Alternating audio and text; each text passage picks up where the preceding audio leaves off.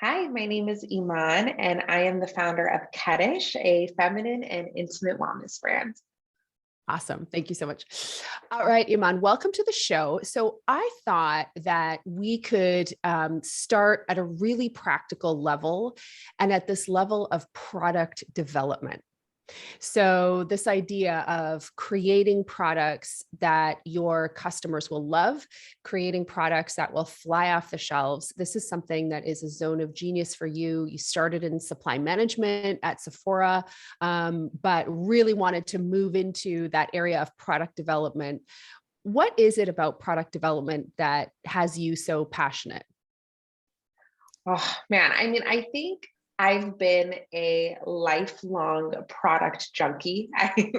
I remember when I was young, my mom would take me to Target or to the drugstores, and I would just comb through the aisles, especially in the beauty, skincare departments. And I just always had a love and a fascination for product, especially when it came to ingredients. It's just something that really fascinated me, and it's something that started at a very young age. As I got older, I started to fall in love with brands and products that came out of mission-based brands, because usually a mission-based brand had products that were really going to tie into that mission. And so I would just say that I've always had a deep and sincere passion for products, effective products, products that people could trust.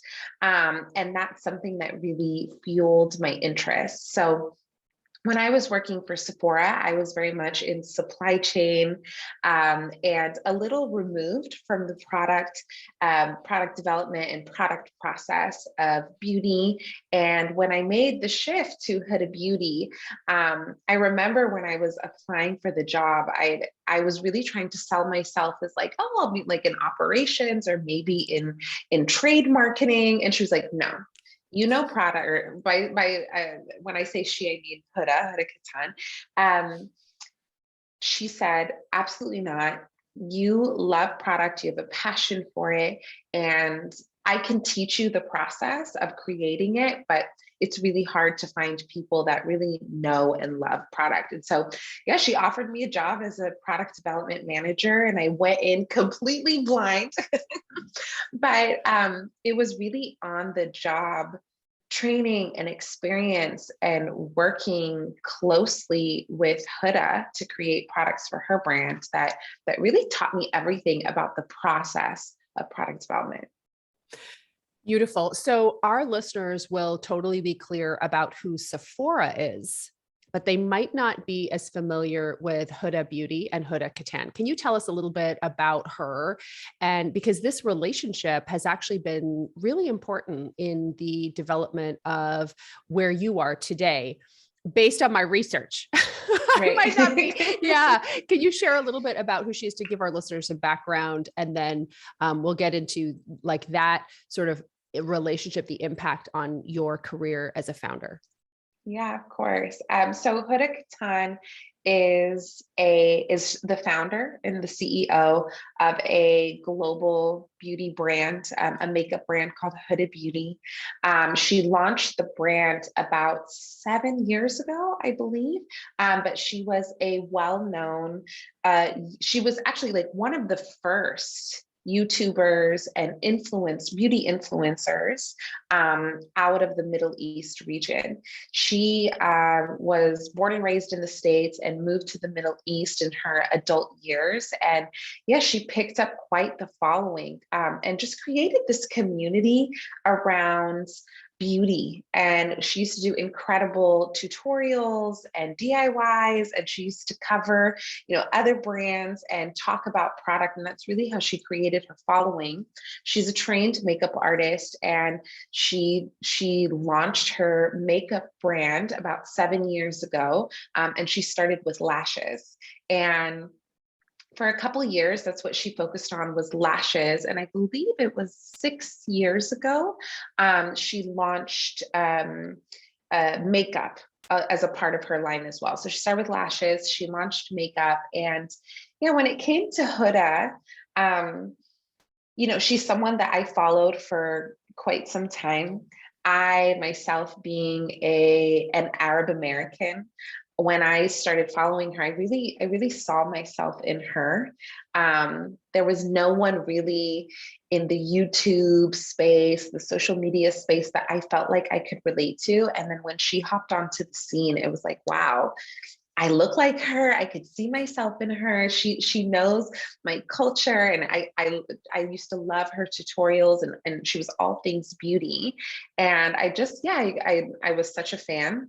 And I mean, later on in life, or a few years later, we ended up crossing paths, and there's so much around that story. But yeah, she plays a very huge part when it comes to my career in beauty, my career with Huda Beauty, and now with starting this brand, Kedish. So let's talk about Kedish. So you go from Sephora and supply chain, you move over to Huda Beauty, and what she says is, look, to do products, like what I'm sort of extrapolating based on what you said is that what she recognized is that in order to develop great products, you got to love great products. Like the love has to be there, and that is like one of the most critical ingredients. And so you move over to Huda Beauty. Let's talk about briefly what you did there and what led to the startup of Kedish. Right, sure. So when I joined Huda Beauty, the product development team was really small. There was only two people. It was myself and one other team member. And we worked really closely with Huda to create makeup products. And it was such an incredible experience being able to work so closely with someone that was quite a visionary, and someone that was so passionate about products and could take an idea, or could take a point of inspiration, whether it was, she used to, I mean, she has like an amazing bag collection, but she used to bring in bags, and like even like one time she brought in a rock, and it was like the color of the rock inspired her to create this whole palette, and it was incredible. It was incredible to see that creative process. And so yeah, as during my time as a product development manager, worked closely with Huda as well as the rest of the team that grew over time to create products from the ground up. And I had quite a unique experience coming onto a team that was quite young. Most bigger brands, they have product development teams where one person is in charge of just packaging. They don't touch anything but packaging. Or one person is in charge of just formula or just color. And I had a very unique experience of being able to touch all aspects of the product development process, whether it was packaging, formula, clinical testing, to test claims. We used to do compliance. We used to work on marketing stories. So I was able to come on board and really learn every part of the process. And I think that was quite a unique experience. And it's really what drove me to see that, in building now a brand, that it was possible. It was possible to take this idea and to have it become, a living, breathing product, it was really incredible. So neat. And so what I'm hearing as you share that story is the importance of taking a holistic view and how valuable it is to understand all aspects of where your products are interacting with customers. So listeners, this is whether you are packaging up HR solutions into an offer, or you're creating the next great beauty product, rather than just taking a small piece of it, really thinking through what is the packaging, what's the presentation, what does the marketing look like, what are our claims, and can we research, are these claims true? Can we legitimately own these claims? So very holistic view. So let's talk about taking that experience at Huda and deciding to start your own company. How did that happen? Whew. I feel like when people ask me this question, um, in retrospect, I feel like I've been working on Kedish my entire life. Like there's so many experiences that I have gone through as a woman, as an Egyptian woman and a Middle Eastern woman that have led me to this point of creating Kedish. And for those that don't know, so Kedish is a feminine and intimate wellness brand. And when I was growing up, in our culture, the Middle Eastern culture, we didn't necessarily talk about feminine health and our bodies. The topic was quite taboo. And I always had a curiosity. I think because it was that forbidden fruit, I always had a curiosity about, my body and pleasure and intimacy. And obviously that curiosity, it really changed at a certain point in my life. I was 21 and I was diagnosed with cervical cancer, and that curiosity really transformed, and it no longer was this passion out of curiosity, but it was more so like this is my life and I have to learn about my body and what's going on. And in that experience, I realized that there weren't a ton of products that were on the market that were trustworthy and credible. I remember going to the drugstore, and it was after a treatment that I had. And I remember picking up a bottle of feminine wash, and I didn't understand any of the ingredients.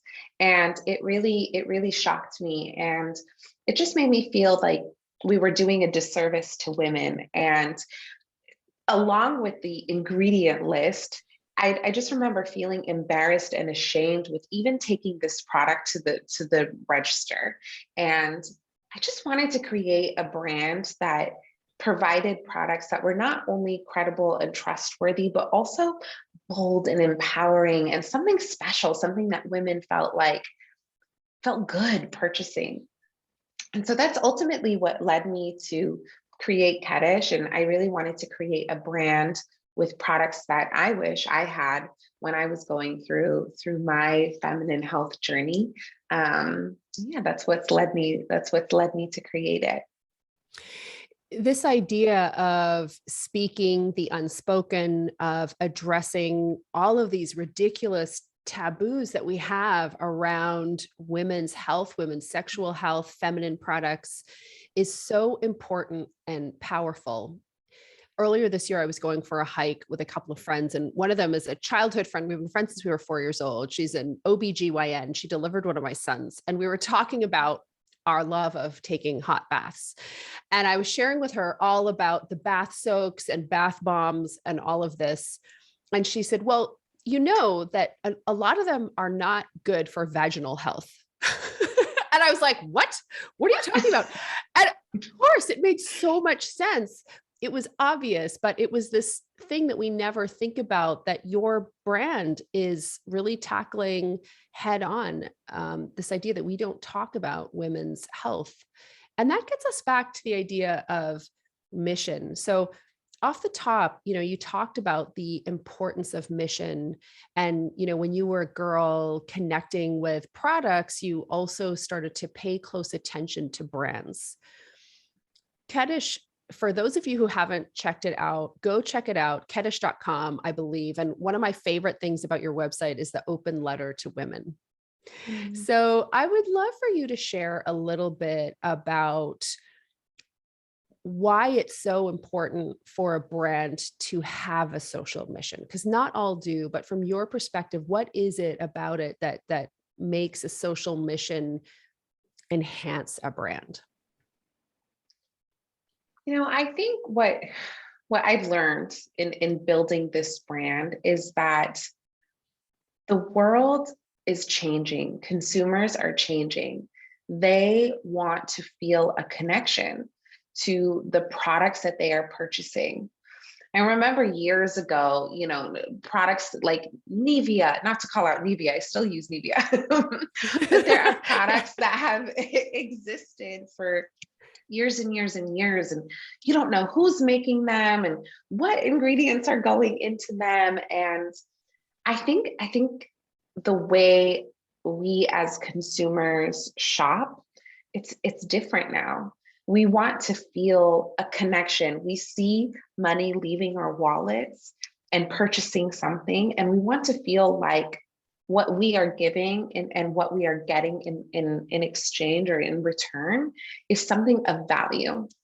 And when we were creating this brand, we knew that we were going to have to relate to women. And women were going to have to see themselves in this brand in order to connect to us and in order to connect to our products. And so in building it, we've had numerous hundreds of conversations with women from all over the world. And we really wanted to get a better understanding, especially in this space.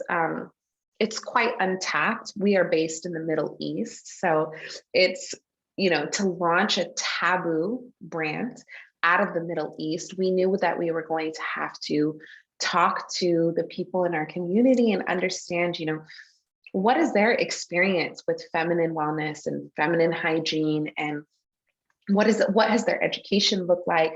What are their needs? What do they desire from a brand like this?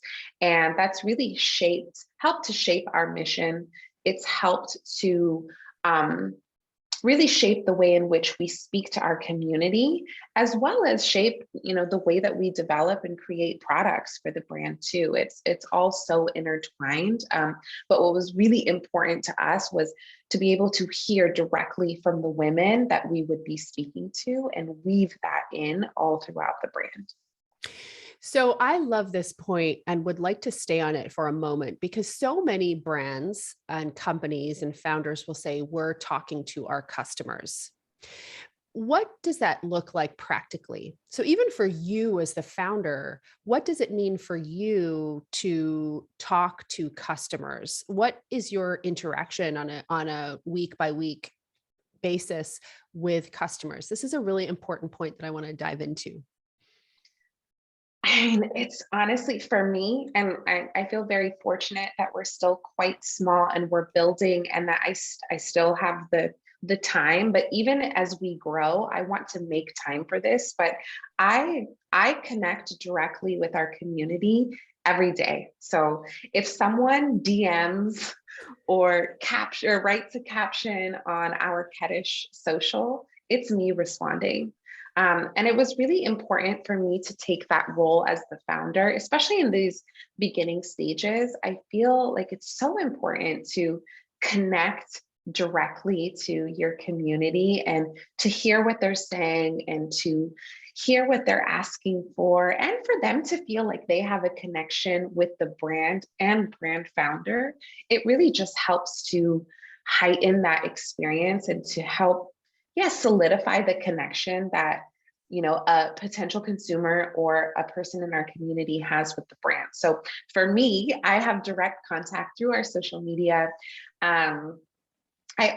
We do something behind the scenes where we have, we call them user interviews, but we tend to, whenever we're creating something for the brand, so whether it be a new product, or if we're looking to change something on the website or to test something with social, we have these user interviews where we actually pull people in that fit, our community, but it's really women from all over the globe.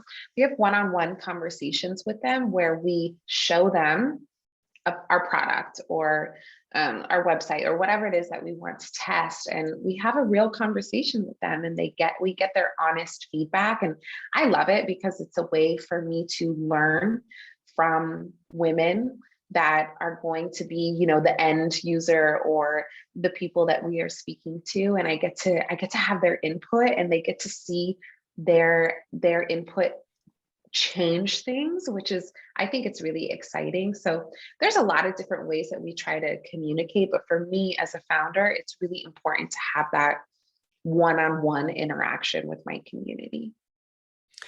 And it's interesting because it feeds both into brand, and it also feeds back into what we talked about off the top, which is product development. What I'm really hearing you say is, hey, maybe one key to product development is you don't have to have all the answers. Your customers do, your clients do.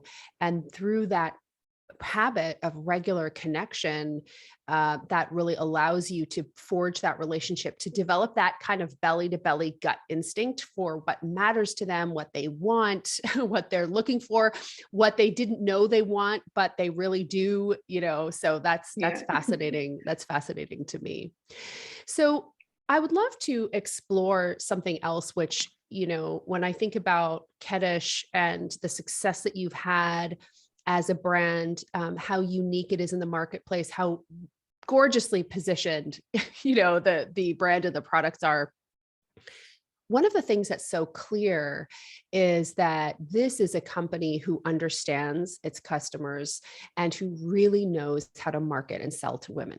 Now, you and I have grown up, loving products, loving the beauty industry, but the beauty industry has not always been kind or respectful to women. We talked about, like feminine wash products that are not actually healthy for us and that kind of thing. So my question for you is, in your career, in supply chain, in beauty brands, creating your own beauty brand, what have you learned about how to market and sell to women? What are some of your top philosophies or observations? I think it goes back to that idea of authenticity. Women are smart. We are really smart. And especially as consumers, we can read in between the lines. And I think that that's definitely something that I've learned throughout my experiences with Huda Beauty, even with Sephora. Women tend to connect most with brands that are transparent and authentic, and with brands that they feel value the same things that they value at the core. And so for us, while we've been building this brand, it was really important for us to understand exactly what it is that women value, especially in this space. The feminine wellness space, it's transforming, and it's really changing. And women have very different expectations of this space than what they used to have 5, 10, 20 years ago. So I think for us, it was really important to speak to our community and to understand exactly what it is that they wanted and they needed, what it is that was important to them, especially coming from not only product, but also how we speak to them, how we educate them, and how we cover the overall topic of feminine health and feminine wellness. And so I think authenticity, transparency, relatability, women being able to see themselves in a brand. I believe, when women come and see Kedish for the first time, it was important for me as a founder that women were able to see themselves even in the imagery. And what that meant to us was that we were going to have real women in our campaigns. We weren't going to use a ton of models. We use models here and there, but a lot of the women that you see even in our brand imagery they're real women. They're people on our team. They're myself. It was really important that we didn't airbrush or edit our photos, and that what women got was like 100% real. And I think that's been one of the best pieces of feedback that we've received is wow, your brand is really like raw, and it's unedited, it's unfiltered. And we try to do that in every aspect of the brand, not just our imagery, but also when it comes to our product education. We're transparent, we're real, we're raw. And I think women are able to connect with that a lot. It's tremendously gutsy. So I'll give you an example. I have some sun damage because my younger ass self didn't wear sunscreen. Oh no, I'm brown. I am brown. And I was like, oh, brown girls don't need to wear sunscreen, because that was what was the conventional wisdom when I was growing up. And so now I'm like, oh, we did. We totally need to wear sunscreen. We did. But it's so interesting because sometimes I will have a picture of myself where I don't have, it's clear that I have some sun damage. And it makes me scared to post it. I always do. But it Mm. takes guts in a world where what women look like has been so commoditized, especially as a beauty brand, to say, look, we're going to be real. Where did that courage come from for you? Man, I guess for me, launching a brand like this, it was like taking my heart out of my chest and putting it onto a table. And I say, I know that that's very graphic, but it's true. For so long, I hid parts of my feminine wellness journey out of shame and embarrassment. For so long, I was not kind to my body because I have hormonal imbalances and I gain, 10 to 15 pounds and then I drop it. And it was so shameful for me. And I guess when I realized that, we're launching a brand, it's the basis of the brand is to empower and to uplift women and to remove these blocks and these aspects of shame from what they feel about themselves, from what they feel about their bodies, their sexuality. And I knew that if I was going to ask women to do that, then I had to do it myself. And so it's been a journey, and I don't always feel comfortable and confident. But I know that if I'm asking my community to come along on this journey with us and with Kedish, that I'm gonna have to do it myself. And so it's been a building process for me, but it's been really incredible to see our brand inspire other women and encourage other women to feel that confidence in themselves. And I think like the best parts of my day are when I get messages from women like, thank you so much for talking about this. Now, I'm not so embarrassed about my PCOS or this or that. And it's just been really, really incredible. But it's been a process. Mm. I could talk to you all day. All day. I just so love the wisdom that you have to share. And I know our listeners will as well. I guess the place that I'd like to leave it is to shift from product development and brand and courage into the area of bossing up and being a CEO. When you think about, moving into this role as founder of this company, you have investors, for an example, or a key investor, I believe, in Huda Beauty, which is such a cool story and sort of bringing it, full circle in terms of how women can support each other. But my question for you is, what has been the most important skill that you have cultivated on your journey as a founder and CEO? Oh God, there's so much. I think for me, there's probably two. I think for me, it's definitely being able to see beyond the ambiguity. There are so many stages in building a brand where things feel fuzzy and there's not a lot of clarity. And sometimes you throw a bunch of balls up in the air and you don't know how they're going to land. And I think what's most important as a founder is having confidence and conviction and being able to see beyond all that clarity, that's in front of you. I think the other aspect of that is also just persistence. And that's hard as a founder every day, waking up and just going for it. And I often speak to Huda a lot. I mean, she's my investor, my mentor, almost like an older sister figure. And something that she's, talked to me a lot about is just this idea of the compound method where, you just keep hammering away at it and it might not crack right away, but as soon as you might just hit that one stroke that, it cracks it all and it really, it opens up the door to so much. And so I think persistence is really key and really important, especially when you're building a brand where, you don't always see the success right away. You don't always know if what you're doing is going to work, but you just got to keep going for it. Amazing. Amazing.